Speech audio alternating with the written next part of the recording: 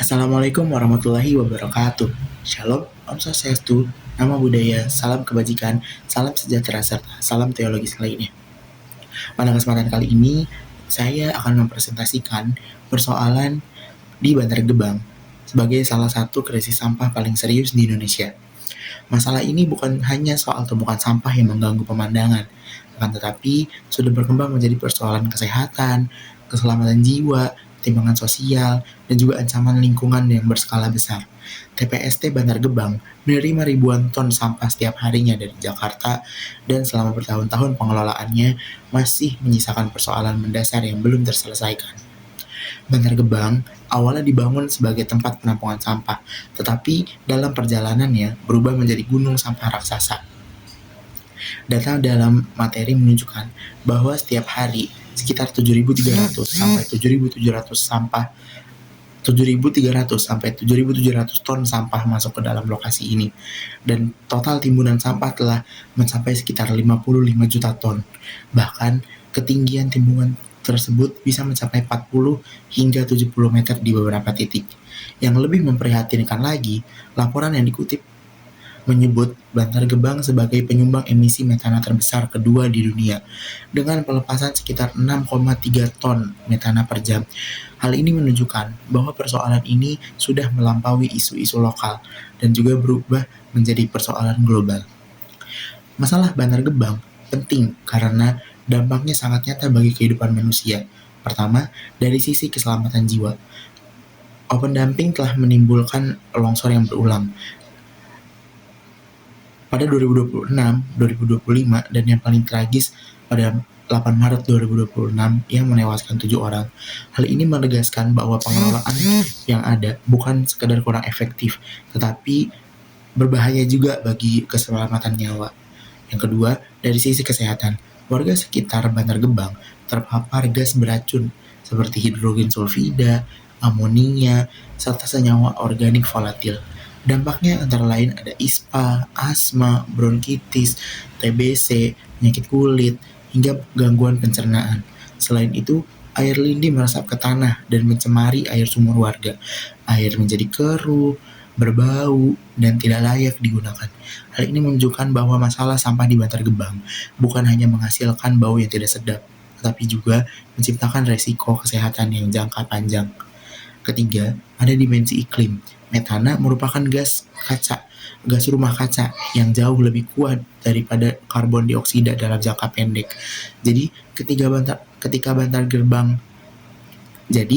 Bantar Gebang itu memproduksi metana dalam jumlah besar, dampaknya bukan hanya dirasakan di Bekasi, tapi hal itu ikut memperburuk krisis iklim. Karena itu, masalah ini tidak bisa dipandang sempit sebagai urusan daerah, melainkan hal ini bisa dianggap sebagai isu tanggung jawab bersama. Nah, kelompok yang paling berdampak dari Bantar Gebang ini adalah warga yang tinggal dalam radius 1 hingga 5 km dari TPST. Mereka harus hidup dengan udara tercemar, potensi air yang terkontaminasi, dan ancaman longsor yang sewaktu-waktu bisa terjadi. Kelompok kedua adalah sekitar 6.300 pemulung dan bekerja informal yang menggantungkan hidup mereka pada area tersebut. Mereka mencari nafkah, tetapi sekaligus juga mempertaruhkan keselamatan diri mereka setiap hari. Selain itu, masyarakat Kota Bekasi juga terdampak secara tidak langsung karena polusi udara bisa tercium hingga radius 5 km. Bahkan pemerintah daerah pun terdampak secara politik, hukum, serta anggaran karena persoalan ini terus berulang. Dari hasil wawancara yang saya lakukan, warga lokal mengatakan bau sampah makin menyengat, lalat banyak, sehingga sebagian warga sering batuk atau sesak napas. Sementara itu, mahasiswa yang diwawancarai menilai masalah ini makin besar karena sampah terus bertambah, kesadaran masyarakat masih rendah, dan plastik sekali pakai masih digunakan berlebihan. Menariknya, kedua narasumber yang saya wawancarai itu sama-sama menekankan bahwa solusi harus dimulai dari perubahan. Solusi harus dimulai dari perilaku masyarakat dan keseriusan pemerintah. Artinya persoalan ini memang sudah terasa di lapangan, bukan hanya sekedar teori yang di atas kertas.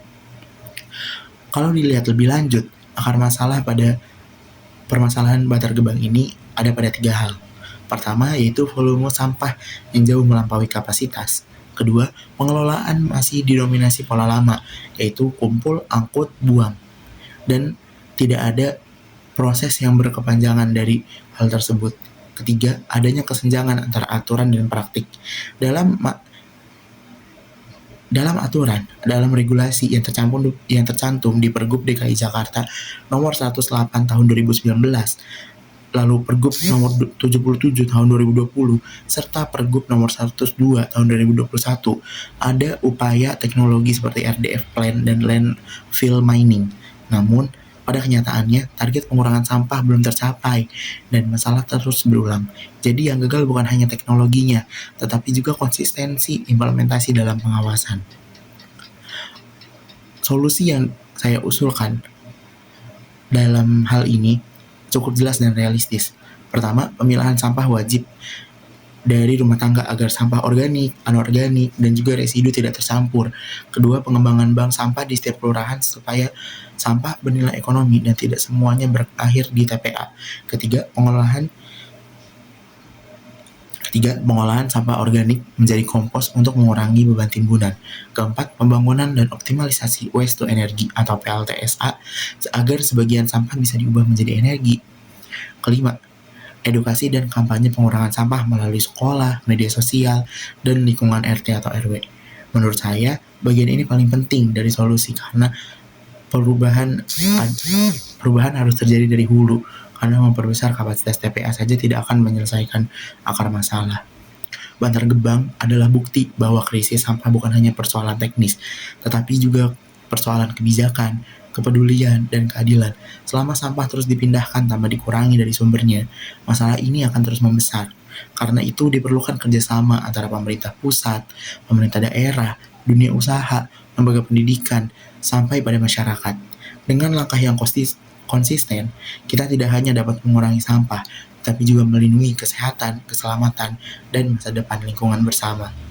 Mungkin cukup itu presentasi dari saya mengenai permasalahan di Bantar Gebang.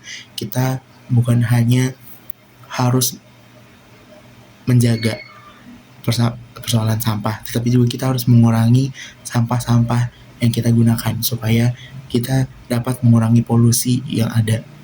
Terima kasih. Wassalamualaikum warahmatullahi wabarakatuh.